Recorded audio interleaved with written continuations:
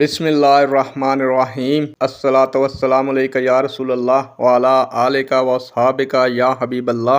अस्सलामु अलैकुम मुअज़्ज़ज़ नाज़रीन व सामीन। अल्लाह ताला से दुआ है कि अल्लाह ताला आप लोगों को खुशो खुरम रखे और आप लोगों की तमाम तकालीफ परेशानियों को दूर फरमाए। आज की वीडियो का अनवान है आलम बरज़ख क्या है। उम्मीद करूंगा कि ये मालूमात आपके इल्म में इजाफ़ा फरमाएगी और आप इस वीडियो को शेयर करेंगे, चैनल को सब्सक्राइब करेंगे ताकि दूसरे लोग भी इस मालूमात से मुस्तफ़ीद हो सकें। प्यारे दोस्तों, बढ़ते हैं वीडियो की जानिब। आलम बरज़ख दो चीज़ों के दरमियान रोक और आड़ को कहते हैं।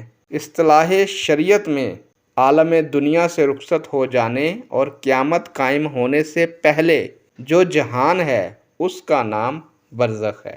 कुरान करीम में इरशाद बारी ताला है, जिसका तर्जमा है सूरा अल मोमिनून, और इनके पीछे मौत के बाद से योमे बास उठाए जाने वाले दिन तक बरज़ख है।